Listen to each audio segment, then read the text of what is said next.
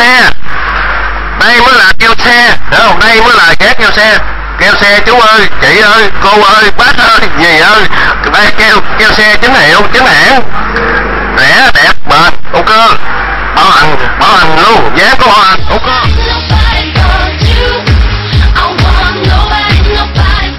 Đề Can Maya xin kính chào quý khách.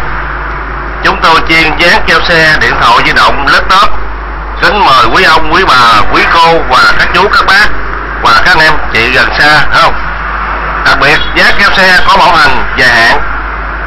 Nếu có trầy xước, cốc, liên hệ với chúng tôi để chúng tôi có thể tận tình phục vụ quý khách hàng đến nơi đến chốn.